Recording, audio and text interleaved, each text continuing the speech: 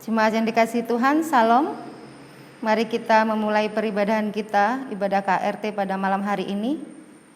Jemaat, silakan berdiri untuk menghadap Tuhan dan menyembah-Nya serta memuliakan nama-Nya karena kasih-Nya besar atas kita.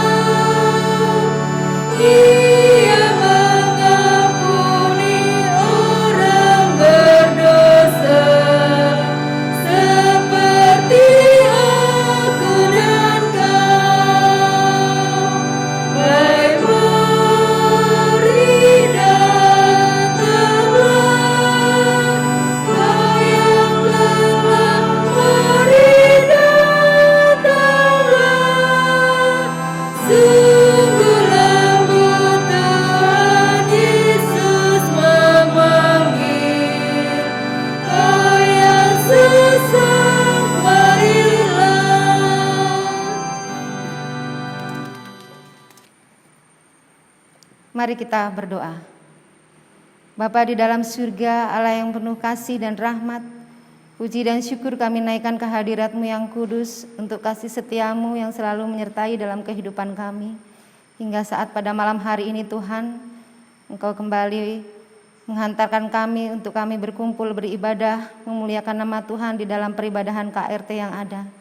Dan kiranya peribadahan kami ini Engkau perkenankan ya Tuhan, Engkau layakkan kami yang hadir pada saat malam hari ini.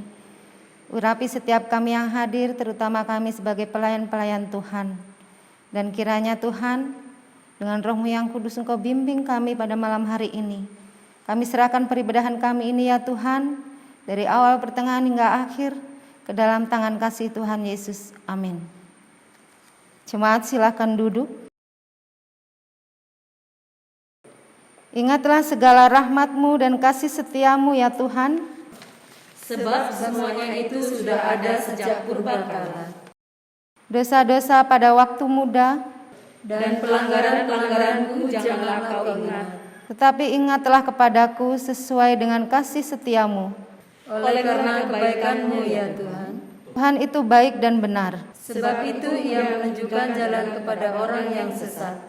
Ia membimbing orang-orang yang rendah hati menurut hukum, dan Ia mengajarkan jalannya kepada orang-orang yang rendah hati. Segala jalan Tuhan adalah kasih setia dan kebenaran bagi orang yang berpegang pada perjanjiannya dan peringatan-peringatannya.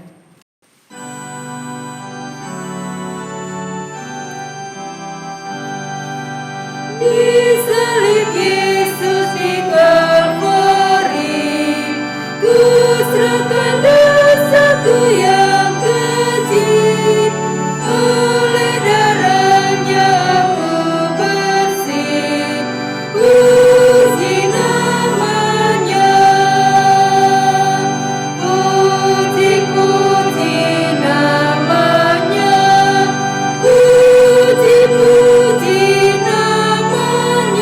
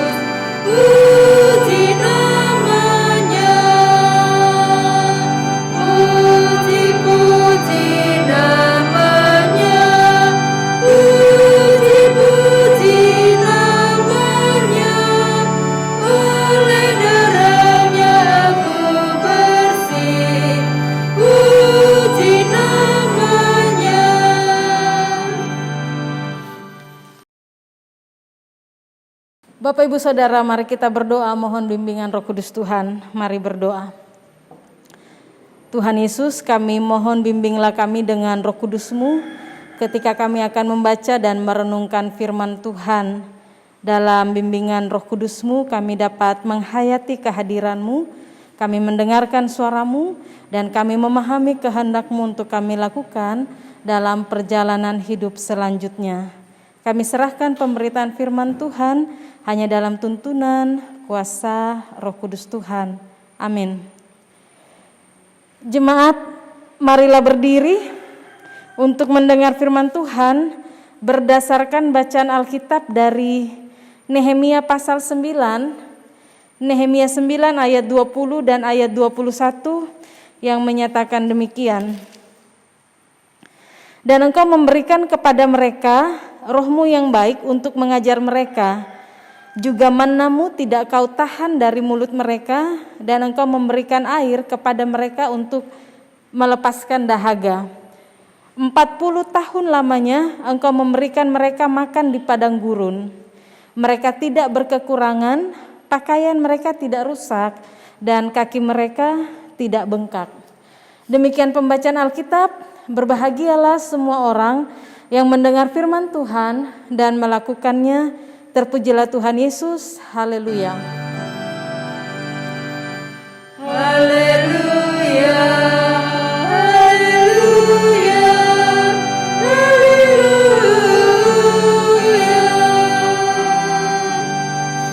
Jemaat disilakan duduk. Bapak Ibu Saudara, Nehemia melanjutkan pekerjaan Ezra di Yerusalem. Kalau tugas Ezra adalah mengajar orang-orang Israel untuk mentaati hukum Taurat, dan Ezra juga berusaha membangun kembali tembok-tembok kota Yerusalem, namun tugasnya gagal sama sekali, dan kegagalan itu terdengar oleh Nehemia. Lalu dengan izin penguasa Persia, Raja Persia Artasasta, Nehemia dapat pergi ke Yerusalem untuk membangun kembali tembok-tembok Yerusalem. Pada masa itu, identitas sebuah bangsa ditandai dengan adanya tembok pembatas yang memisahkan dari bangsa lain. Pintu-pintu gerbang adalah simbol keterbukaan bangsa dalam berinteraksi dengan bangsa lain. Pintu gerbang juga semacam deteksi terhadap siapa yang keluar masuk di kota itu.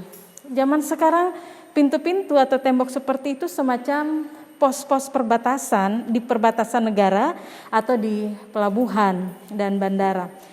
Melihat arti penting tembok kota pada masa itu, maka sebuah kota atau bangsa yang tembok kotanya runtuh dan pintu gerbangnya rusak terbakar seperti yang dialami oleh bangsa Israel, ini mau menunjukkan tentang situasi bangsa yang hancur, tidak mempunyai identitas.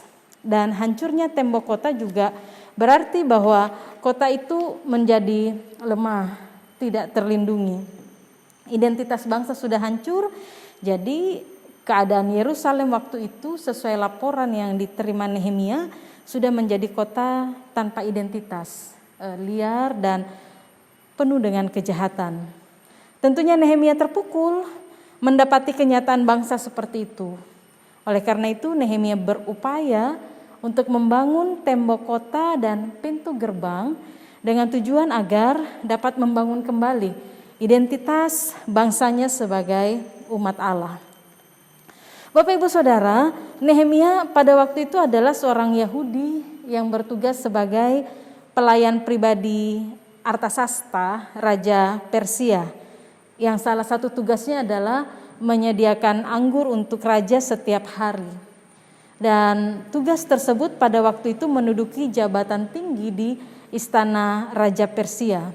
Secara manusia, kedudukan Nehemia memang sudah berada pada kategori zona yang nyaman. Tapi ternyata zona itu tidak membutakan mata Nehemia atau mematikan kepekaan sosialnya ketika ia melihat kehidupan bangsanya. Lalu ia meninggalkan zona nyaman sebagai pejabat tinggi di istana Raja Persia dan pergi ke Yerusalem untuk membangun tembok Yerusalem. Orang seperti Nehemia, Ibu Bapak mungkin langka atau sulit kita temukan dalam kehidupan di masa kini. Tidak berorientasi pada diri sendiri, melainkan peka dan mau melihat untuk kepentingan orang lain, mau bangkit dan bertindak untuk kesejahteraan bersama melalui tindakan nyata, yang utama melalui tindakan iman. Nah, pekerjaan pembangunan tembok kota Yerusalem tentu Bapak Ibu ini bukan pekerjaan yang mudah. Sebelum sampai pada pasal 9 di kitab Nehemia, kita dapat mengetahui bahwa ada tantangan-tantangan yang dihadapi oleh Nehemia. Kehadiran dari orang-orang yang menentang pembangunan tembok. Kalau menentang pembangunan tembok artinya ya menentang Nehemia. Lalu ia juga difitnah dan ada upaya, ada usaha untuk membunuh Nehemia. Walaupun demikian, kalau kita baca di Nehemia pasal 6 ayat 1, di situ tembok Yerusalem juga selesai untuk didirikan. Bapak Ibu Saudara, di awal kitab Nehemia kita tidak membaca soal strategi yang dilakukan Nehemia untuk membangun tembok, melainkan sikapnya yang mendahului seluruh perencanaan dan penataan masa depan bangsa. Kalau kita baca di ayat 4, di situ dikatakan ada sikap yang berpuasa dan berdoa. Dalam doa Nehemia ada permohonan pengampunan dosa baik yang dilakukan oleh Nehemia, keluarganya, bahkan seluruh kaum Israel yang telah bersalah kepada Allah dan yang tidak menuruti perintah-perintah Allah. Dan seluruh isi doa di awal itu bisa kita baca di Nehemia pasal 1 ayat 1 sampai ayat yang ke-11. Pada bagian pembacaan ini ternyata Ibu Bapak kita melihat bahwa masih juga menuliskan tentang doa permohonan kepada Allah. Doa yang dinaikkan Nehemia bersama bangsa Israel setelah pembangunan tembok selesai. Dengan selesainya pembangunan tembok, maka Ibu Bapak yang mau dikatakan ada komunitas baru umat pilihan Allah. Identitas bangsa artinya bisa terlihat kembali. Dan doa ini kalau kita baca di Nehemia 8 ayat 1 sampai ayat 19 diawali dengan pembacaan hukum Taurat. Nehemia pasal 9 ayat 1 juga keterangannya menyebutkan tentang bangsa Israel yang berpuasa dan mengenakan kain kabung. Dengan doa yang dinaikkan pada bagian ini tentu Bapak Ibu di sini kita melihat tentang kedekatan dengan Tuhan. Sedikit-sedikit harus menoleh pada Tuhan, sedikit-sedikit harus bertanya, harus datang kepada Allah, tidak menjauh dari Tuhan. Artinya dengan berdoa maka melihat segala sesuatunya itu di dalam dan bersama Allah. Doa yang tertera di Nehemia 9, Ibu Bapak ini berisi rangkuman karya Allah bagi umat Israel. Kalau kita lihat karya tersebut ada mencakup penciptaan di ayat yang ke-6, lalu ada bicara tentang Abraham di ayat 7 dan 8, keluarnya umat Israel dari Mesir di ayat 9 sampai 11, lalu di ayat 12 sampai ayat 21. Dalam doa itu juga menyampaikan tentang pengalaman bangsa Israel di padang gurun dan gunung Sinai, ayat 26 sampai ayat 28, perjuangan hidup bangsa di bawah kepemimpinan hakim-hakim. Lalu ada Saman para Nabi yang dituliskan di ayat 29 sampai ayat 31 dan situasi nyata mereka sendiri pada saat itu. Nah itu berarti Bapak Ibu khususnya di ayat 20 dan 21 yang menjadi pembacaan saat ini merupakan penggalan tentang karya Allah, penggalan doa yang di dalamnya tentang karya Allah waktu berada di padang gurun dan gunung Sinai. Perjalanan di padang gurun selama 40 tahun, ternyata karya Allah yang dituliskan, Ibu Bapak bukan Allah yang meninggalkan, tetapi Allah yang setia mendampingi, setia memelihara kehidupan umat. Karena Allah setia dalam pendampingannya, maka ia tahu apa yang menjadi kebutuhan umat. Ia tidak hanya tahu dan diam begitu saja, sekalipun umat ini kadang memberontak kepada Allah, tetapi ia tahu dan ia juga memberikan apa yang umat perlukan. Kalau kita baca di pembacaan ini dikatakan Ia memberi roh untuk mengajar, Ia memberikan manna dan air, makan yang tidak berkekurangan, pakaian yang tidak rusak, dan kaki yang kuat, maksudnya yang tidak bengkak di dalam pembacaan ini. Bapak Ibu Saudara, pengakuan tentang karya Allah di masa-masa yang berat dan sukar tentunya membuat mereka tertegun, sehingga ketika pergumulan dan kesukaran berat lainnya harus mereka hadapi, mereka harusnya tetap melihat kepada Allah yang setia, Allah yang mengasihi umatnya. Jadi pergumulan bisa dan kesukaran itu bisa datang silih berganti, tetapi kasih Tuhan, penyertaan dan pemeliharaan Tuhan itu untuk selama-lamanya, tidak berkesudahan di dalam kehidupan umat. Kalau kita melihat pembacaan ini, Bapak Ibu, tentunya apa yang bisa kita lakukan dalam perjalanan hidup sehari-hari kita sebagai orang yang beriman. Pertama, yang menarik di sini tentang sebutan padang gurun dalam perjalanan bangsa Israel. Padang gurun, sebutan padang gurun ini selalu mengantar pikiran kita kepada tempat yang gersang, yang tidak ada kehidupan, dalam tanda kutip, yang panas, yang kering, sengsara mungkin, menderita. Tetapi ternyata Bapak Ibu, kalau ada doa yang dinaikkan bangsa tentang pemeliharaan Tuhan di tempat yang dipahami seperti itu, malah ini menjadi tempat yang baik, tempat yang dipahami terbalik dengan pemahaman manusia, tempat malah menjadi bagian untuk mengalami pemeliharaan Tuhan.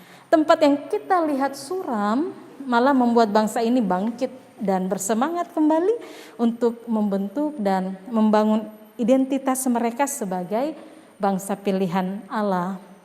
Zona kehidupan yang sukar dan berat malah menjadi tempat untuk Allah berkarya semakin bebas, semakin leluasa. Di tempat yang penuh dengan gumul dan derita, malah di situ Allah tidak pernah berhenti berkarya. Dituliskan sepanjang 40 tahun di padang gurun, sepanjang itulah Allah menyatakan kehadiran dan pemeliharaannya yang tidak terbatas. Belajar dari sejarah bangsa Israel tentunya Bapak Ibu meneguhkan kita saat ini. Memang kita tidak sedang membangun tembok kota atau pintu gerbang bangsa seperti yang dituliskan bangsa Israel dalam pembacaan ini, melainkan kita sedang membangun kehidupan di tengah bangsa dan negara yang masih berada dalam kondisi pandemi. Kekhawatiran dan ketakutan mungkin menyelimuti hidup kita tentang apa yang akan kita makan, apa yang akan kita pakai, tentang apa yang bisa kita pahami di tengah kesukaran dan keterbatasan, bahkan juga mungkin di tengah duka cita karena banyak hal di tengah situasi pandemi ini. Karya Allah bagi bangsa Israel yang memelihara mereka dengan semua kebutuhan yang pokok lah ya, saya sebutkan di sini, makan, minum dengan perjalanan padang gurun, artinya kebutuhan yang primer, yang utama, yang pokok, ternyata sanggup Allah sediakan bagi umat, Allah karyakan bagi anak-anaknya, maka karya yang sama juga sanggup Allah lakukan bagi kita di masa kini dan selanjutnya. Tuhan setia, itu yang mau dikatakan dalam pembacaan ini. Dengan pemeliharaannya itu Tuhan setia, Ia tidak akan meninggalkan kita yang berharap kepadanya. Sehingga mengimani karya pemeliharaan Tuhan bagi kehidupan kita, maka marilah kita melanjutkan kehidupan ini dengan tidak takut dan tidak khawatir. Kita percaya Bapak Ibu bahwa Tuhan juga sanggup berkarya bagi bangsa dan negara ini di tengah situasi pandemi yang belum usai. Bahkan varian virus lain yang masuk dan menjadi bagian dalam komunitas bersama. Tetaplah hidup dalam ketaatan kepada Tuhan. Dan ketika Tuhan hadir melalui pemerintah dan setiap orang untuk memimpin kita dalam bangsa dan negara ini, maka ya taatlah pada pemerintah yang mengantar kita dengan protokol-protokol kesehatan yang harus kita lakukan guna memelihara kesehatan dan keberlangsungan hidup bersama dan menjaga komunitas, bahkan membaharui kita di tengah pandemi COVID ini dan dalam kehidupan negara yang kita cintai. Bagian terakhir bagi kita dalam perenungan ini yaitu Ibu Bapa, kalau bangsa ini juga senantiasa mohonkan doa kepada Allah, maka Mari berilah ruang bagi kita untuk senantiasa datang kepada Allah dalam doa, memohon pengampunannya. Nehemia memulai karya dengan persekutuan yang dekat dengan Allah, yaitu dengan doa dan puasa. Bangsa Israel juga menunjukkan sikap yang memulai kehidupan baru dengan merendahkan hati di hadapan Allah serta memohon pengampunan. Artinya kesadaran sebagai anak-anak Tuhan yang tidak terlepas dari dosa, kiranya itu juga menjadi bagian kita, sehingga dalam permohonan pengampunan kepadanya, hidup kita semakin dibentuk untuk melihat dan terus mengalami kasih-Nya, kasih yang sempurna yang kita terima dari Allah. Dalam permohonan pengampunan dosa, di situ kita terbuka dalam tuntunan Tuhan agar selalu berada dalam pembaharuannya dan hidup mengasihi Tuhan dan sesama. Amin.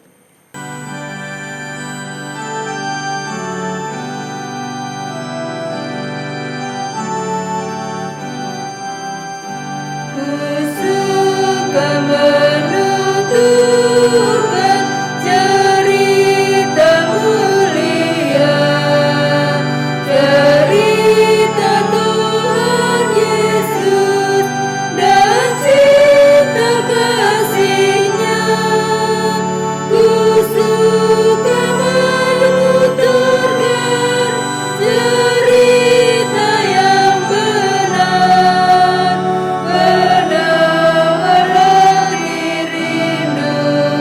melipur terbesar.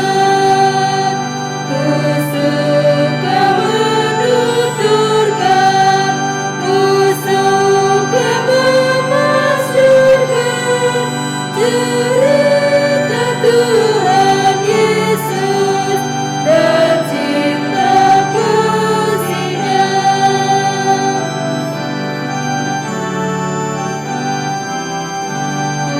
Suka menuturkan cerita mulia, setiap ku ulangi bertambah manisnya. Ku suka menuturkan sabdanya yang besar dan yang belum percaya supaya mendengar. Ku suka menuturkan, ku suka memasukkan cerita Tuhan Yesus dan cinta kasih-Nya. Jemaat Tuhan, mari kita mohonkan doa syafaat kita kepada Tuhan. Mari berdoa. Tuhan Yesus, hidup kami beroleh pemeliharaan di setiap waktu dan dalam setiap peristiwa kehidupan apapun. Menyaksikan pemeliharaan Tuhan yang tidak pernah berkesudahan dalam hidup ini, kami naikkan syukur kepadamu ya Allah, dan kami mohon supaya perjalanan kehidupan kami ke depan, kami tidak akan takut dan khawatir tentang apapun juga, karena firman-Mu meneguhkan kami tentang Tuhan yang setia mendampingi, mengasihi kami, dan Tuhan yang memelihara kehidupan anak-anak Tuhan. Bapa di sorga, kami mohon Tuhan ketika Engkau juga boleh melihat keberadaan kami umat-Mu, ketika kami juga terus berjuang di tengah kehidupan ini, kami masih berada dalam pergumulan yang masih menghimpit kami. Biarlah ya Tuhan, di dalamnya kami akan tetap bertambah-tambah dalam pengharapan. Perjuangan apapun itu, kami senantiasa dekat dan menggantungkan semuanya kepada Tuhan, memohonkan pertolongan Tuhan dalam setiap perjuangan, sehingga di tengah perjuangan apapun juga kami dapat melihat anugerah Allah. Kami berdoa Tuhan, ketika kami juga bersyukur untuk begitu banyak berkat Tuhan yang nyata dalam hidup ini, ketika kami juga boleh merasakan pemeliharaan Tuhan dalam setiap gumul dan juang kami, dalam segala keberadaan hidup kami Tuhan boleh memberkati syukur dan sukacita kami.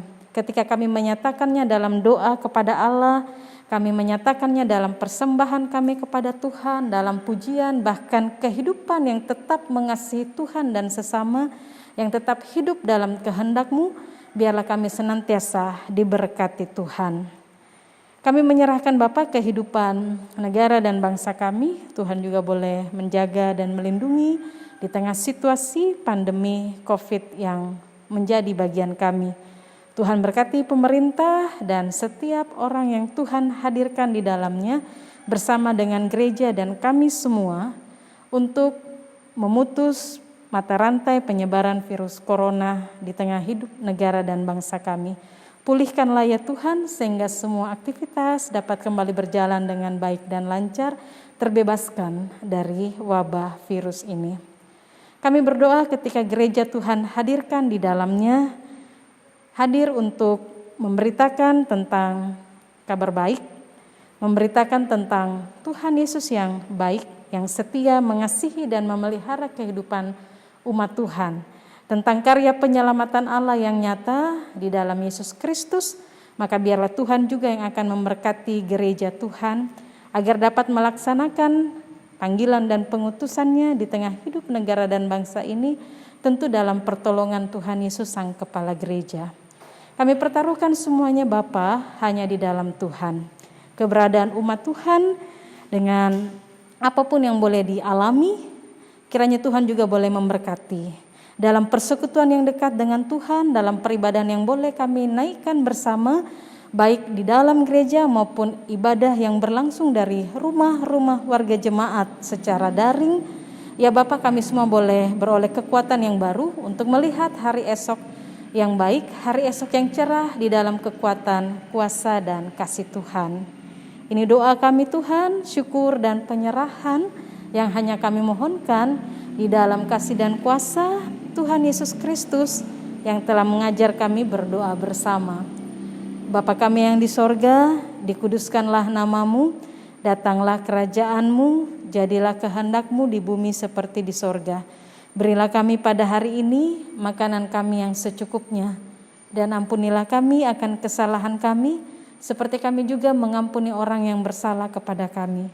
Dan janganlah membawa kami ke dalam pencobaan, tetapi lepaskanlah kami dari yang jahat.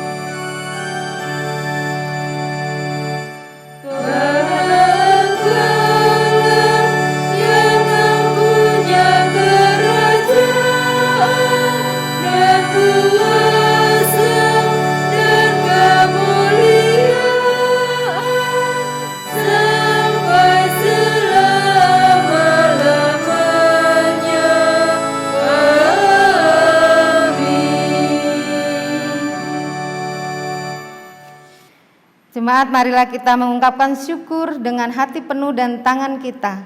Pemberian kita ditentukan bagi kemuliaan namanya. Tuhan memberkati pemberian saudara.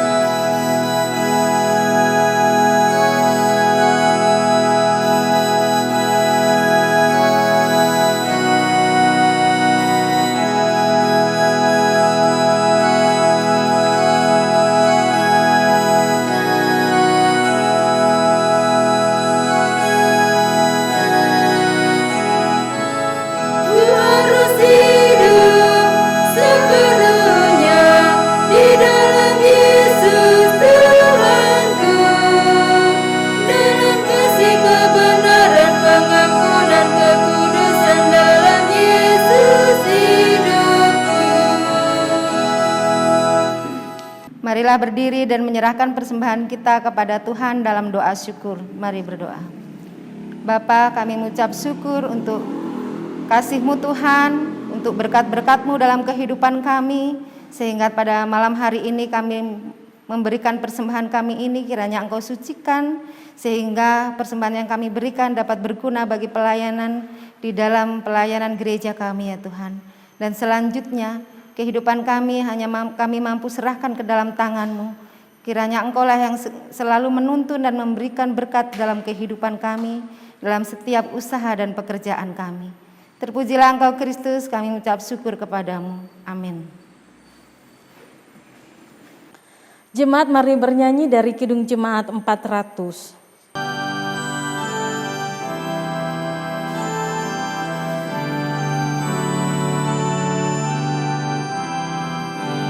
Tidak mau menetap di dalam bimbang dan gelap, rinduanku, tujuanku, tempat yang tinggi dan teguh. Ya Tuhan, angkat diriku lebih dekat kepadamu di tempat tinggi dan teguh. Tuhan, mantapkan langkahku.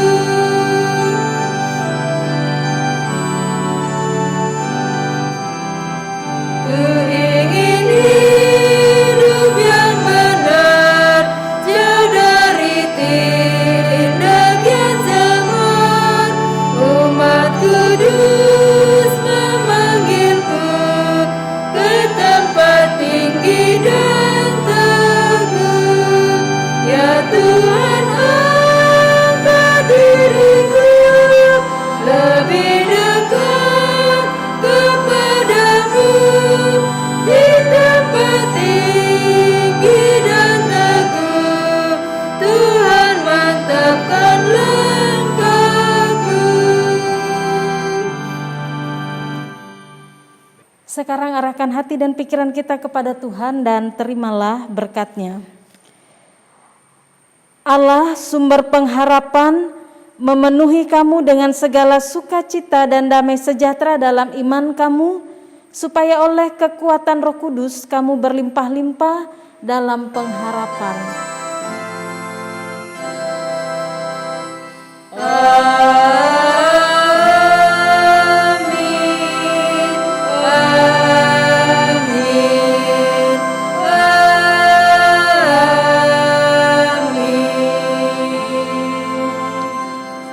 Ibadah keluarga telah selesai, kami mengucapkan selamat malam, Tuhan Yesus memberkati.